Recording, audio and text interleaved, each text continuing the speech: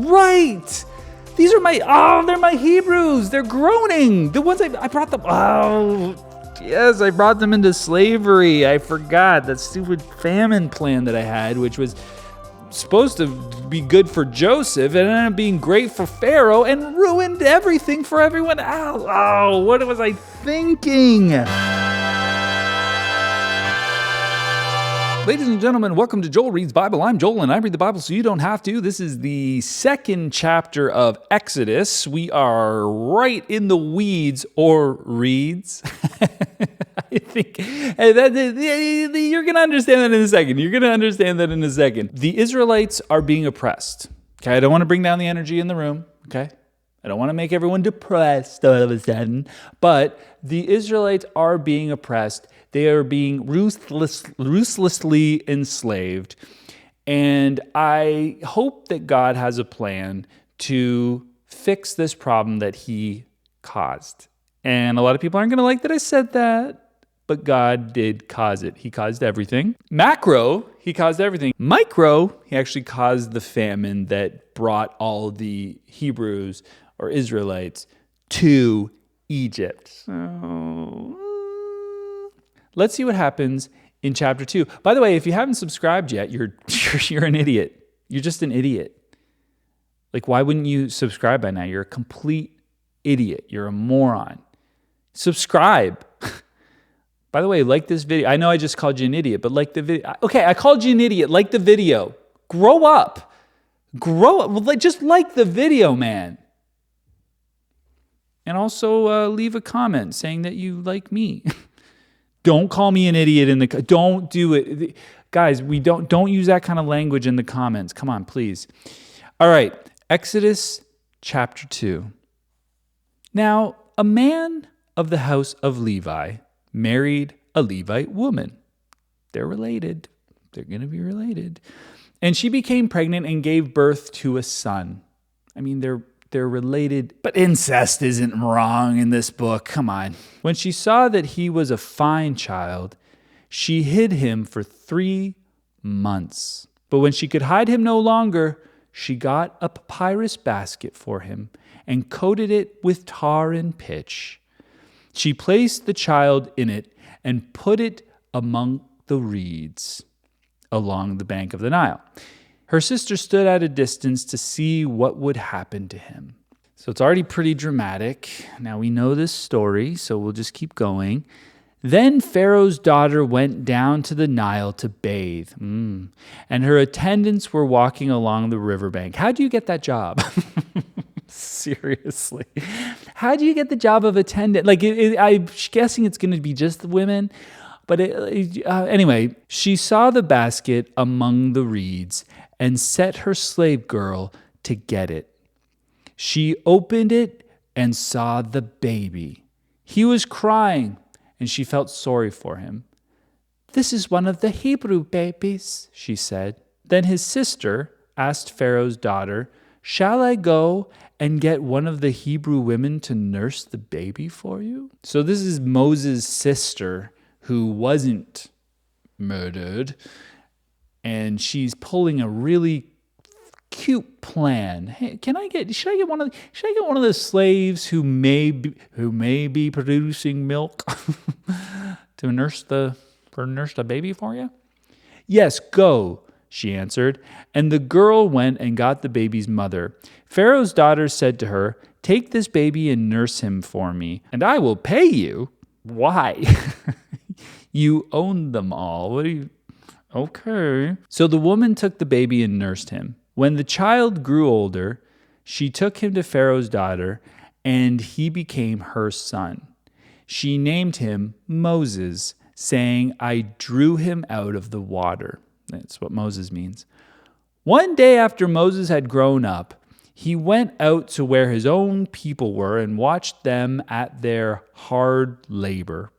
He saw an Egyptian beating a Hebrew, one of his own people. Glancing this way and that, and seeing no one, he killed the Egyptian and hid him in the sand. Hopefully there's no wild animals that are going to dig this thing up. Just cover this Egyptian. The next day, he went out and saw 2 Hebrews fighting. He asked the one in the wrong, "Why are you hitting your fellow Hebrew?" The man said, "Who made you ruler and judge over us? Are you thinking of killing me as you did the Egyptian?"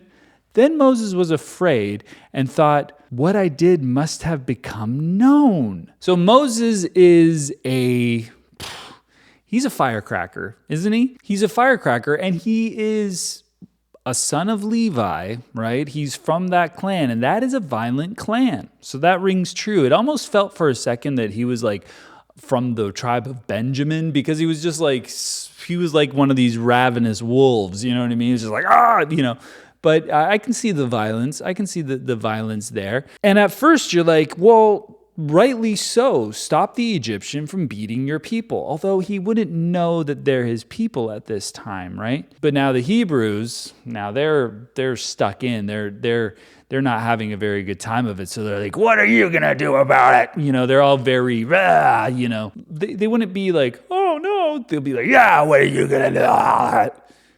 Are you going to kill us like you did that Egyptian? That's right, we know. Now Moses is like, shit, what's going to happen to me? When Pharaoh heard of this, he tried to kill Moses, but Moses fled from Pharaoh and went to live in Midian, where he sat down by a well. There's a lot of so much, we've been over this where there's so much detail sometimes, and then other times it's just like, a lot happened there that happened in one verse. Pharaoh heard of this. He tried to kill Moses, and then Moses fled and then went down to live in Midian, and then he sat down by a well. It's just so much happening in one verse. It's making my head spin. Now, a priest of Midian had 7 daughters, and they came to draw water and fill the troughs to water their father's flock. Some shepherds came along and drove them away, but Moses got up and came to their rescue and watered their flock. Oh, Moses did some watering. Now, this is a nice, flip side to the whole thing that Rebecca did. Rebecca did all this work. Well, now Moses is like, hey, let me do it. That's a nice guy. I'm liking Moses. He's killing the right people. He's not killing the other Hebrews. And, he's doing some work for some ladies. You guys just rest. Let me water your flock. Also, let me see if I can get in good with you. When the girls returned to Reuel, their father, he asked them, "Why have you returned so early today?" They answered, "An Egyptian rescued us from the shepherds. He even drew water for us and watered the flock." And it's so much quicker when one man does it than when 7 women do it. One man can do the work of 7 women faster. And that just makes more sense. "And where is he?" he asked his daughters. "Why did you leave him? Invite him to have something to eat."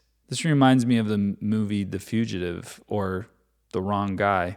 Moses agreed to stay with the man who gave his daughter Zipporah to Moses in marriage. Zipporah gave birth to a son, and Moses named him Gershom, saying, "I have become an alien in a foreign land." Can I just say real quick, I think the story of Moses growing up and almost being killed by Pharaoh takes forever in the 10 Commandments. I don't remember it going by that quickly. I feel like it was a long part of that film, but I haven't seen it for many, many years, so maybe it was just boring for me as a kid or something like that. But Moses, here he is, already married with a son, Gershom. During that long period, the king of Egypt died. The Israelites groaned in their slavery and cried out, and their cry for help because of their slavery went up to God. God heard their groaning, and he remembered his covenant with Abraham and with Isaac and with Jacob. Ugh. So I almost forgot. Oh my goodness. Oh, right. These are they're my Hebrews. They're groaning. The ones I brought them. Oh, yes, I brought them into slavery. I forgot that stupid famine plan that I had, which was supposed to be good for Joseph and ended up being great for Pharaoh and ruined everything for everyone else. Oh, what was I thinking? Oh, I'm so stupid. But now, okay, I remember I did have a covenant with them. Are they still cutting the tips off? Are they still removing those tips? Okay, well, you know what? So God looked on the Israelites and was concerned about them. He's like, oh yeah, I have a covenant. Let's see what's happening. Ooh, yeah, that is disconcerting. Didn't realize it was getting so bad. Another shot against the idea that God is all-knowing. He doesn't just know, guys. He doesn't just know. We've had one passage where he just knows, or he's going to just know. And that's when Laban said that to Jacob and was like, he'll know. But that's just a man surmising. Whenever we hear in this narrative, God, what is going, right. God is a bumbling, is he Paddington Bear? Is Paddington Bear God? Is he some clumsy character? Anyway, that is chapter 2. So we'll see what happens in chapter 3. Moses is already, we know what his role is if you haven't heard the story. So the stage is being set for God to finally stop resting on his laurels and do something about this mess he made. So let's see what happens. Subscribe, like, comment, and I will see you next time. Bye-bye.